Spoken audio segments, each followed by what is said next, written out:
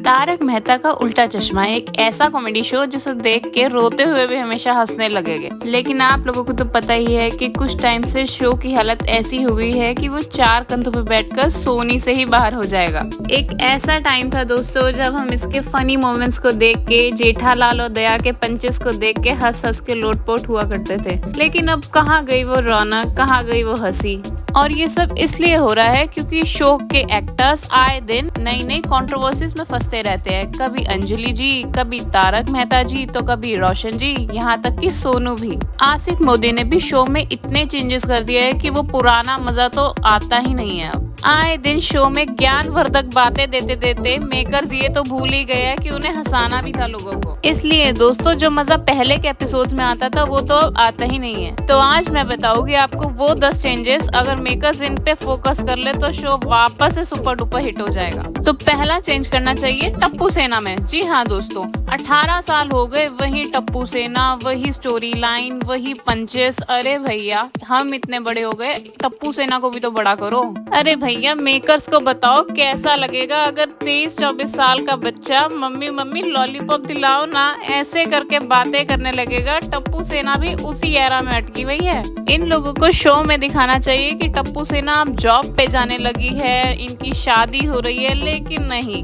वही घिसी पिटी story line पे अटके हुए हैं ये लोग। तो अगला पॉइंट है कुंवारों की शादी। जी हाँ, आप और हम सब देख देख के बोर हो गए हैं कि कब होगी अब्दुल, सुंदरलाल, बागा और तो और पोपट लाल की शादी। कम से कम इन्हें पोपट लाल की तो शादी करा देनी चाहिए ना। उस बेचारे को भी परेशान कर रखा है और हमें भी। वो बेचारा कितने समय से शादी के लिए मर रहा है और हम भी उसे शादीशुदा देखने के लिए। अरे भैया पब्लिक का उतना ही तो काटिए जितना वो सह सकती है। अगला पॉइंट है शो के तेजी से राइटर्स का बदलना। जी हाँ, आसिफ मोदी का तो ध्यान सिर्फ और सिर्फ नोट छापने में लगा है लगता है। उनको पुराने राइटर्स की वैल्यूज अभी तक पता ही नहीं चली, जो कि हम लोगों को जरूर पता चल गई है। इतने मस्त स्टोरी होती थी, इतने मस्त पंचेस होते थे, लेकिन नहीं, वो सब भी शो से देखते ही देखते गायब हो गया है।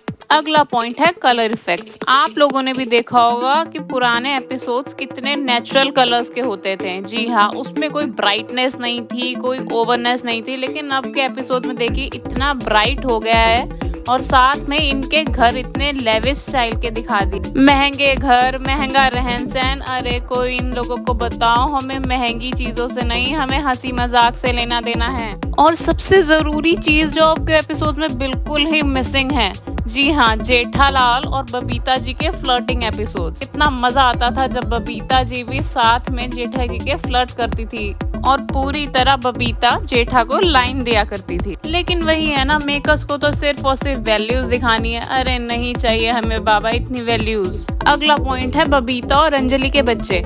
आप भी देखना चाहते हैं, हम भी देखना चाहते हैं, कब हो गए बच्चे। अब तो भगवान भी देखना चाहते हैं कि कब हो गए आखिर इनके एपिसोड में बच्चे।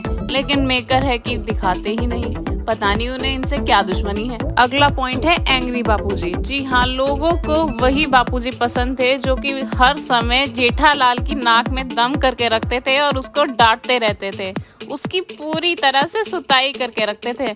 लेकिन अब वो भी मिसिंग है, क्योंकि फिर से वही बात, वैल्यूज वैल्यूज और वैल्यूज। हम लोगों को वापस बापूजी का वही एंग्री यंग मैन स्टाइल चाहिए।